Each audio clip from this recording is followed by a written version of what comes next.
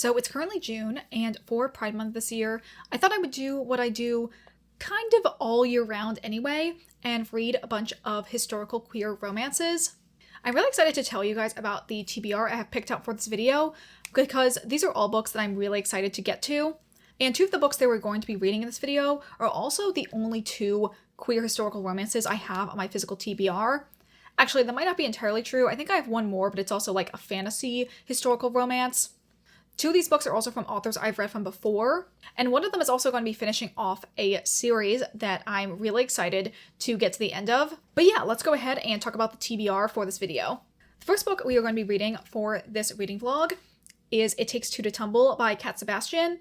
This is the start of Cat Sebastian's Sedgwick series, which is a set of 3 companion novels that follow the 3 brothers in the Sedgwick family. This first one is about the oldest brother, Ben, who is a vicar in a small town. And his love interest is Philip, who is a naval sea captain, who is also recently widowed and basically comes home to find out that his 3 children have been basically like running amok and causing all of their governesses to quit. So in their stead, Ben, as the town vicar, has been charged with taking care of these kids. And Philip is very much like, who is this random man in my house? But obviously over the course of the book, they're going to start to bond and fall for each other.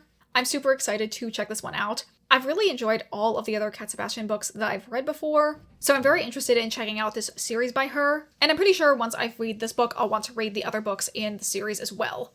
The next book I'm planning on reading for this reading vlog is Wonderstruck by Ali Theron. This is the 3rd and final book in the Magic in Manhattan trilogy by her, which is a historical queer fantasy romance series that is set in Prohibition-era New York City. This is a trilogy where you have to read the books in order because they tell one continuous narrative and follow the same couple throughout. The main couple is Arthur and Rory. Arthur is this like rich bitch son of a politician who has been working with a group of paranormals to secure these like magical artifacts. And Rory is a type of a paranormal called a scryer. So basically when he touches objects, he can see their history. The two kind of get thrown together in the first book and develop a relationship from there. And since then, we've kind of like been building up the stakes as we learn more about these magical artifacts, as well as kind of like hinting at who the big bad is going to be, who it seems like at this point in the story is on a quest to try and find Rory and learn some of the secrets that Rory has from scrying the artifacts to unlock their powers and like wreak havoc on the world. I've really enjoyed the books in the series I've read so far. The first one I gave 4 stars, and then the second one I gave 4.5 stars. So I have really, really high hopes going into Wonderstruck that I'm really going to love this book. And hopefully, if the trajectory continues, that this will be a 5-star book for me. Okay, the last book that I have on this TBR is The Duke's Sister and I by Emma Claire Sunday. From the cover, this is a sapphic Regency romance that from the tagline on the back says, she's supposed to wed the Duke, but it's his sister she can't keep her eyes off of. I'm assuming this is going to be a very cute, campy, and like fluffy historical romance. Obviously also the title, The Duke's Sister and I, is a play on the first Bridgerton novel, which is The Duke and I. Don't know if the plot is going to extend to be any other way similar to the first Bridgerton novel, but regardless, I'm really excited to check this one out. This is also a signed copy that I actually got from Barnes & Noble. Just found it one day when I was browsing, and I thought it was the perfect time to pick it up. I also should mention that with all of the books I'm going to be reading today, I'm actually going to be probably listening to the audiobooks through Hoopla, because luckily all of these books are available through my library, but I might also alternate at least with these two in reading the physical versions as well. So this is a look at the TBR for this video. I'm going to jump in and get started with our first book, and I'll probably come back to you in the next day or so when I have my first update. So with that long intro out of the way, let's get right on into the reading vlog.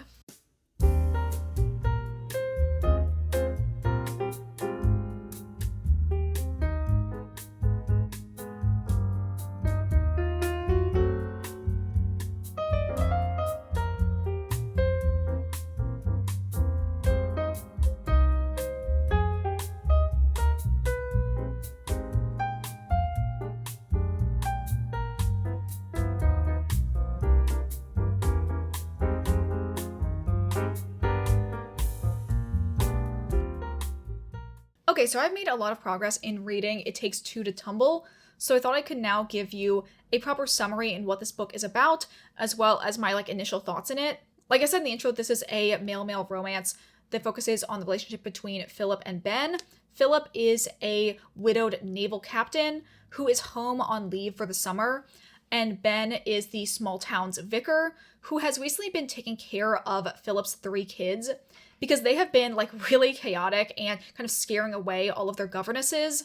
It's very much a Grumpy Sunshine dynamic where Ben is very much a like golden retriever, really bright and smiley and open, and Philip is like this very stern ship captain who starts the story basically thinking his kids need to be taught discipline, like they were members of his crew and not his kids. And he's very affronted that Ben is still kind of letting them run amok, but at the same time, Ben definitely has like corralled them to be way better than they were at like the very start of the story. I'm almost exactly halfway through. I'm on page 130, and I'm having a lot of fun with this. It is a little like no plot, just vibes. We really are just like enjoying the family life, very low interpersonal stakes, but there is definitely some good relationship stuff here. I feel like this often, sometimes with Cat Sebastian books, I will be like, this is way too fast of a relationship, but then the writing is so good that I will just kind of like put all my issues aside and then be like screaming internally for how in love they are. Like, I'm pretty sure in this book, they first realize they like each other within a week, and then after 2 weeks, they are like heavily pining and putting like a lot of emotional weight on the fact that they are eventually going to be separated when Philip goes back to sea, and it's kind of a very like whirlwind romance.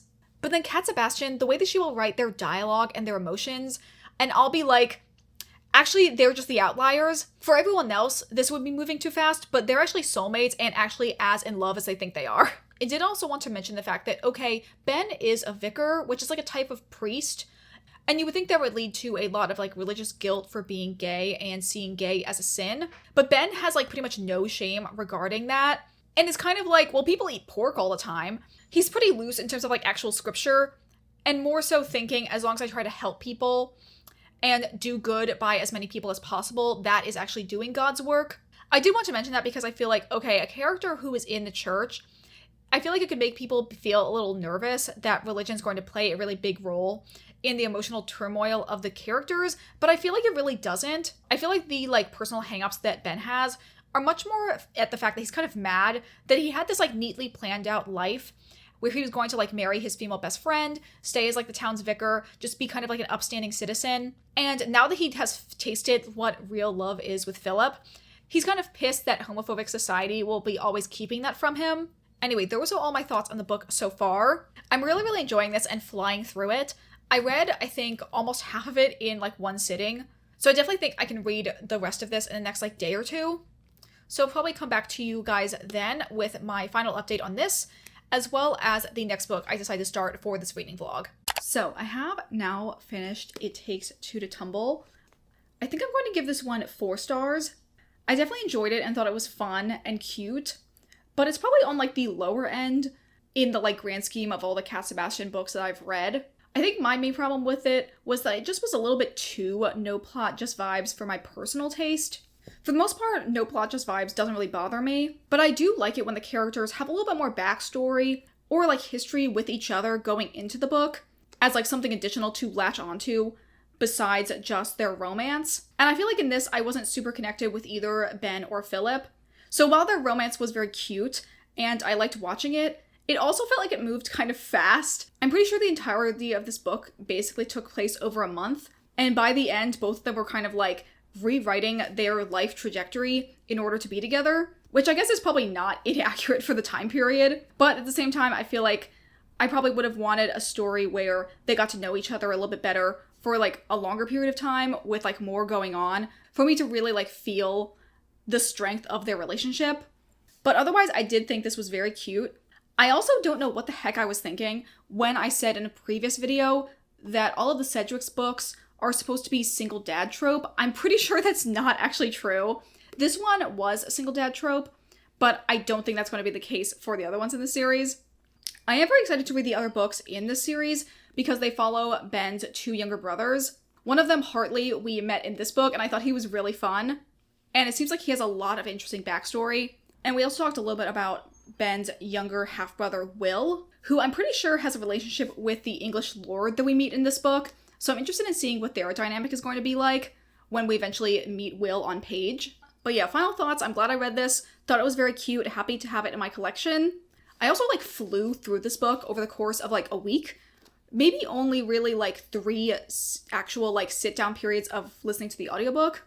I really just find that Cat Sebastian books are a great pick-me-up, kind of a great way to get out of a reading slump. They are just like that perfect fun popcorn book that really like helps you get energized to keep reading.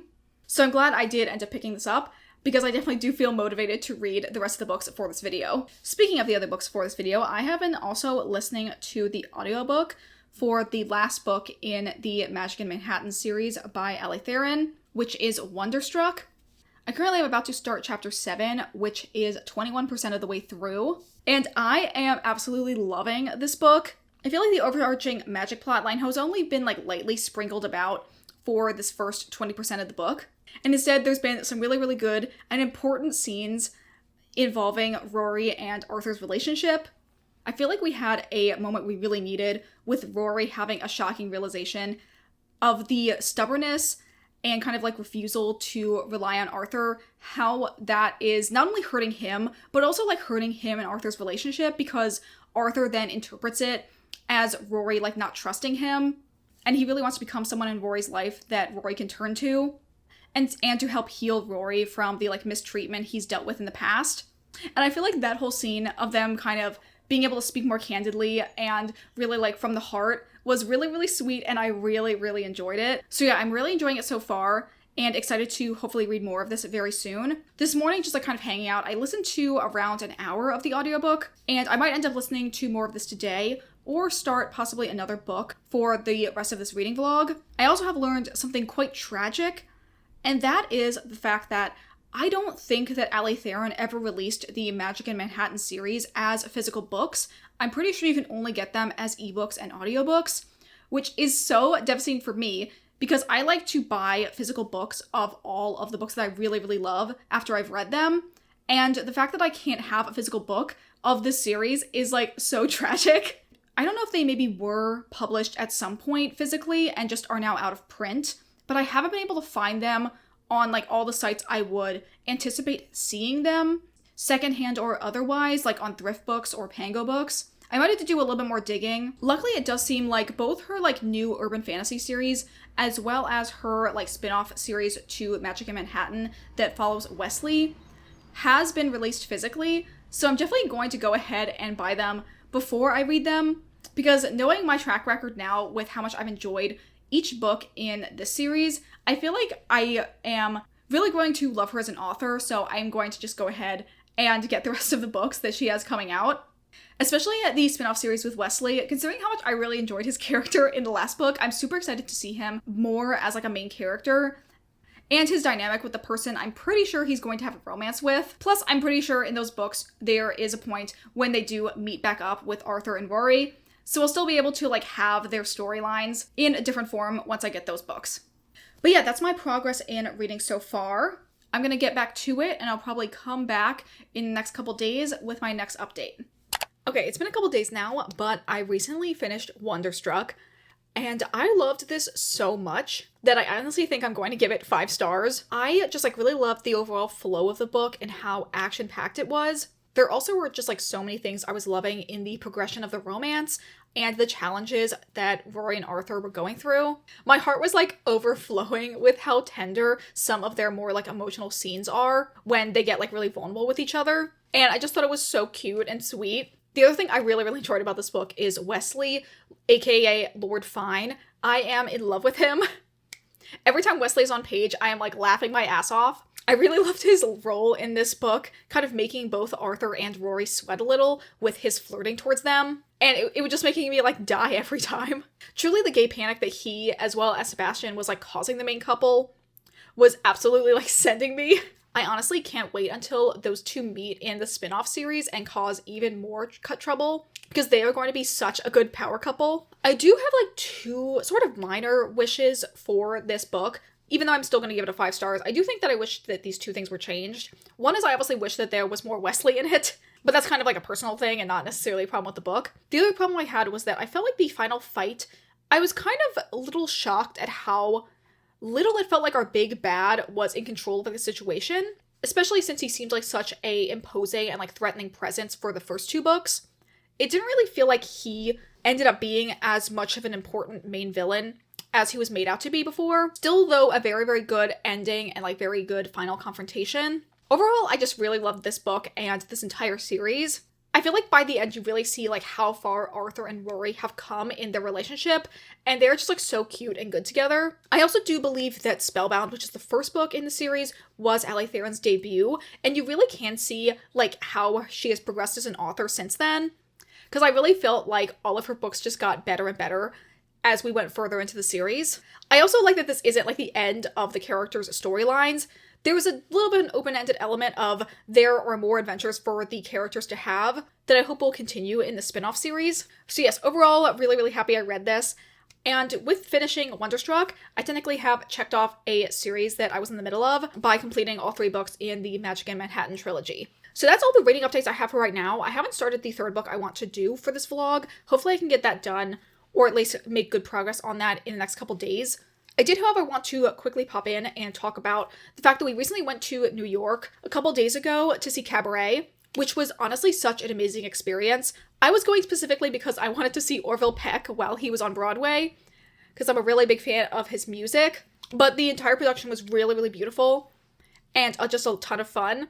I wasn't really familiar with any of the songs or like the storyline that much before deciding to go see it, but I'm really glad we decided to make time and go see it because it was totally worth it. Anyway, while we were there, we checked out a couple different stores. We went to Book Off, and I did get a book as well as a DVD, and my wife got a bunch of more CDs and DVDs as well. But we also went to a really, really cute little stationery shop in an area of Manhattan I'd not been to before. So I thought I would do a quick haul of some of the stuff we got there. The shop, I think, primarily just sold Japanese stationery, so I think all of these are from Japanese brands. The first thing I got was this really, really cute and tiny little stamp of a notebook with a cat on it. So cute, and I feel like I can get a lot of use out of this for my journal. Next thing I got was this set of stickers that have bunnies on it. This one is also really cute, and I love the color palette of all of them. And the last thing I got was this set of, they're not exactly sticky notes because they don't have any adhesive on them, but just like little like note cards that you can write on, attached to like a big pad of paper. And they all have like really, really adorable designs in them. I really like this one with the 2 cats and the heart. It's so cute. So yeah, that's just a little haul of some of the stuff we got when we were in New York. I am going to get back to reading now, and I will come back to you in the next couple days with my first update for the next book in this vlog.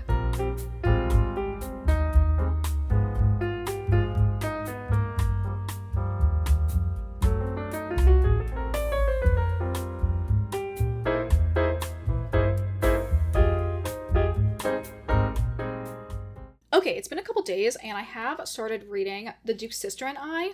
Let me give you a quick plot summary before I get into my feelings on this book so far. The 2 main characters in this book is Loretta and Charlotte. Loretta is the daughter of a baron, and is the most, like, straight-laced, no-opinion bitch who just kind of wants to, like, get the season over with and be happily married so that she can, like, make her father proud and have everything a young woman in society is supposed to want. Charlotte is giving, like, a female rake, because she's loud and very, like, cunning. And Loretta is both, like, kind of scared of her, but also attracted to her. Charlotte's older brother is a duke whom Loretta is trying to secure an engagement with. But soon the 2 girls are, like, starting to get to know each other better and catch feelings. I'm currently on page 116, and I'm almost exactly halfway through the book. My quick review of this is I do think the beginning portion had a little too much scheming, or maybe more like suspicion of scheming and miscommunication that wasn't really to my personal taste. This book definitely is like making me feel things. It reminds me a little bit of Don't Want You Like a Best Friend